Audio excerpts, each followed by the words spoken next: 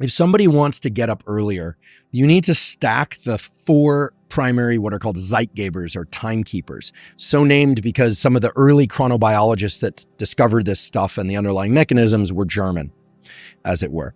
So the number one Zeitgeber, the number one way to shift your circadian clock, which is this cluster of neurons that sits a few centimeters above the roof of your mouth, is to view bright light at a time when you want to be awake, AKA the morning.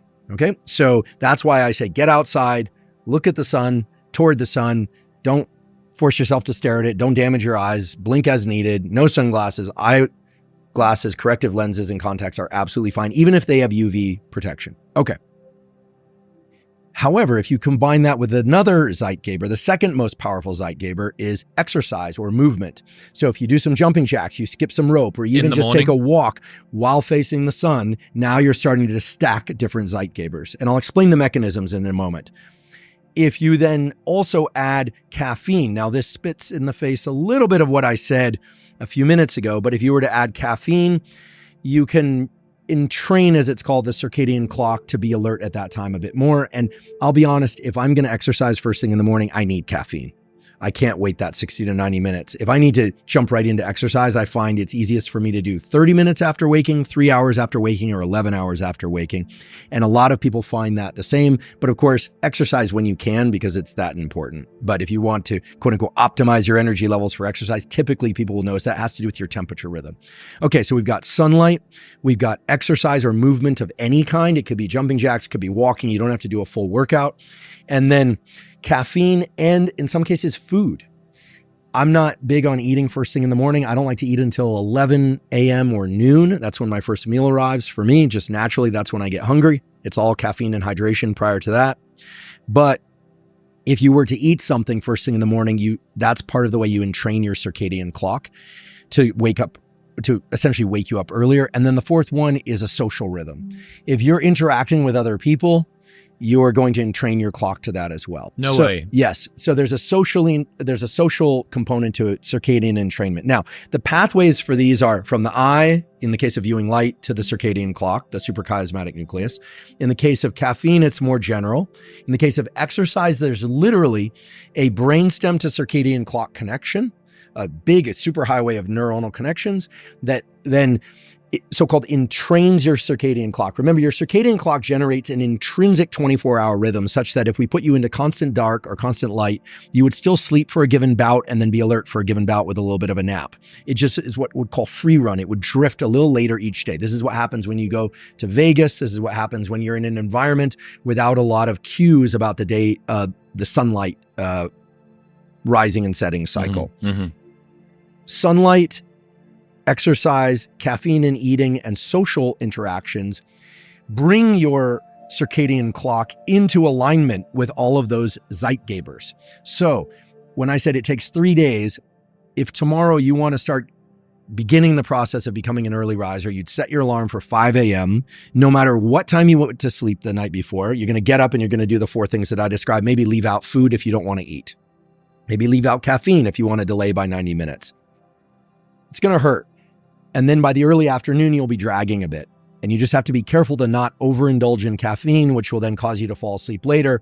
Then you want to go to sleep at your now naturally slightly earlier sleep time. The next day, you'll notice it'll be a little bit easier to do the morning routine I just described. And by the third day, you ought to be waking up with or before the alarm by a few minutes or moments, because your circadian clock has phase shifted. Okay. It's phase advanced, as we say. Your circadian clock intrinsic to you generates a 24.2 or a 24.3 hour rhythm. It's not perfectly 24 hours. And that we believe, we don't know, but the just so story is that it's such that you're able to then shift that clock in one or the other direction. You can phase advance, so you wake up earlier and go to sleep earlier. You can phase delay. How do you phase delay? Well, you're probably doing this already. Everyone nowadays pretty much qualifies as a shift worker by the strict and not so strict criteria of shift work, which is, are you doing any kind of cognitive activity after 9 p.m.? Are you viewing any kind of bright lights after 9:30 p.m.? Most people would say yes. So the diabolical thing about the circadian timing system is that It requires a lot of bright light, ideally from sunlight, but a lot of bright light early in the day to make you a morning and daytime person.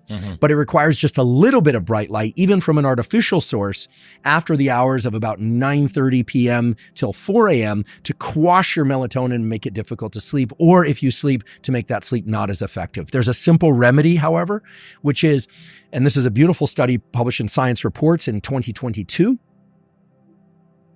If you view sunlight in the afternoon, even for 5 minutes or so, could be late afternoon, could be sunset, take off your sunglasses, look in the direction of the sun, so now looking west, you adjust the sensitivity of your retina, the neurons in the back of your eye, such that bright light later at night doesn't have quite as much effect to suppress melatonin. It reduces the melatonin suppressive effects by about 50% or offsets those. So I think of this afternoon viewing as, well, first of all, it's nice to look at a sunset. If you're indoors in an environment like this, even if there are bright lights on, get outside for a few minutes before the sun sets. This is especially important in winter. Even if you can't see the sun as an object, get some sunlight in your eyes, and that will at least partially offset the effects of bright light in your eyes at night, partially. And I refer to this more or less as your Netflix inoculation, so that night you can be on your phone or watch Netflix and it's not going to disrupt your sleep as much, but it will still disrupt your sleep somewhat. But let's, unless, like Rick Rubin's very diligent about wearing the red lens glasses. I've started doing that as well. But if you don't do that, well, I'm guessing he also sees the sunset in the evening. He's very attached for good scientific reasons to the sunlight thing. But these are little things that take just moments, right? They're essentially zero cost that can really improve your sleep. But that's how you become a morning person. If you want to become a night person, you do the opposite. You view bright light between the hours of 4 p.m. and 10 p.m. and then you will phase delay or phase shift in a delayed way your circadian clock, making you want to wake up later the next morning.